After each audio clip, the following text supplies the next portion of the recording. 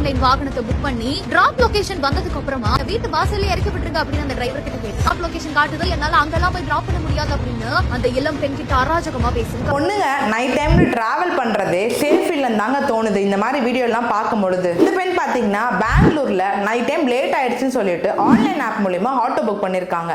அப்போ அங்க வந்த ஆட்டோ டிரைவர் இவங்களை கூட்டிட்டு போகும்போது இவங்க ரெக்வஸ்ட் பண்ணி என்ன கேட்டிருக்காங்கன்னா, என் வீட்டுக்கிட்ட நிறைய நாய்கள்லாம் இருக்கு, ஸோ நான் சொல்ற இடத்துல கொஞ்சம் முன்னாடி நிப்பாட்டுங்கன்னு சொல்லி கேட்டிருக்காரு. அதுக்கு அந்த ஆட்டோ டிரைவர் என்ன தெரியுமா சொல்லியிருக்காரு, டிராப் லொகேஷன் எங்க இருக்கோ நான் அங்கதான் வண்டியை ஸ்டாப் பண்ணுவேன்னு சொல்லியிருக்காங்க. இவங்க அவ்வளவு தூரம் ரெக்வஸ்ட் பண்ணி கேட்கும் போது கூட அவ்வளவு அவமரியாதையா பேசியிருக்காங்க, அவதூறாவும் நடத்திருக்காங்க.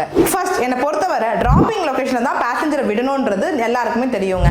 ஆனா ஒரு உதவின்னு கேட்கும் போது கூட இந்த மாதிரி எவ்வளவு அவதூறா பேசுறவங்கலாம் என்ன சொல்றது என்ன பண்றதுன்னு கண்டிப்பா புரியலங்க. இந்த மாதிரி ஆன்லைன் ஆப்ல நீங்க புக் பண்ணிட்டு போகும்போது நீங்க இந்த மாதிரி ப்ராப்ளம் ஃபேஸ் பண்ணிருக்கீங்க அப்படின்னா கண்டிப்பா இந்த வீடியோ பாருங்க.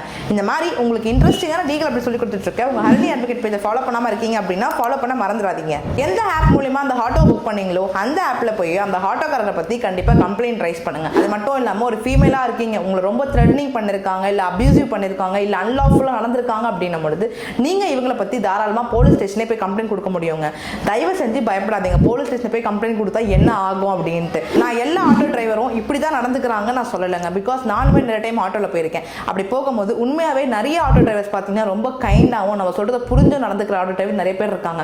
ஆனா எனக்குமே இதே மாதிரி ஒரு இன்சிடென்ட் நடந்திருக்குங்க. நான் ஒரு வாட்டி வேளச்சேரியிலேருந்து ஆஃபீஸ் வரணும் அப்படின்னு சொல்லிட்டு மிட் டைம், அதாவது ஒரு 10 மணிக்கு மேல நான் ஆட்டோ புக் பண்ணியிருந்தேங்க. அப்போ அந்த ஆட்டோ டிரைவர் வரத்துக்கு முன்னாடியே வேளச்சேரியிலேருந்து உங்க ஆஃபீஸ் ரொம்ப தூரமா இருக்கு, ஸோ நீங்க எக்ஸ்ட்ரா ஒரு 100 ரூபாய் போட்டு கொடுக்க முடியுமான்னு சொல்லி கேட்டாங்க. இதை அன்பா கேட்டிருந்தாலோ இல்ல பணிவா கேட்டிருந்தாலோ கண்டிப்பா நம்ம கொடுக்காது நம்மளோட விருப்பங்க.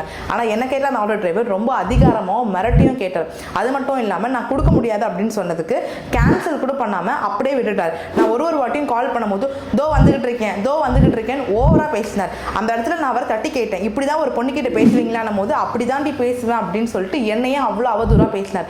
நான் அந்த இடத்துல இருந்தே போலீஸ் ஸ்டேஷனுக்கு கால் பண்ணி அந்த ஆட்டோ டிரைவரை பத்தி கம்ப்ளைண்ட் ரைஸ் பண்ணாங்க. அதுக்கப்புறம் போலீஸ் டீம் பாத்தீங்கன்னா அந்த ஆட்டோ டிரைவருக்கு கால் பண்ணி அவங்கள ஸ்டேஷனுக்கு வர வச்சு அங்க நான் கொடுத்த கம்ப்ளைண்ட்டுக்குமே ஆக்ஷன் எடுத்தாங்க. அதுக்கப்புறம் அந்த ஆட்டோ டிரைவர் பாத்தீங்கன்னா எனக்கு குடும்ப குட்டி இருக்கு, எனக்கு 2 குழந்தைங்க இருக்கு, பெண் குழந்தைங்க இருக்கு, என்னை விட்டுருங்க அப்படின்னு சொல்லி ரொம்ப ரெக்வஸ்ட் பண்ணி கேட்டார். நான் என்ன கேட்கிறேன்னா, ஒரு பெண் உங்களை நம்பி நைட் டைம்ல புக் பண்றாங்க அப்படின்னா இந்த மாதிரி பண்றதுன்றது மிக தவறான ஒரு விஷயங்க. நான் சொல்றத கரெக்ட் நினைச்சீங்கன்னா கண்டிப்பா கமெண்ட்ஸ்ல சொல்லுங்க. நீங்க ஆட்டோல போகும்போதோ இல்ல வேற ஏதாவது கேப் போட்டு போகும்போதோ என்ன மாதிரி ப்ராப்ளம் ஃபேஸ் பண்ணிருக்கீங்கன்றத கண்டிப்பா கமெண்ட்ஸ்ல சொல்லுங்க. தேங்க்யூ.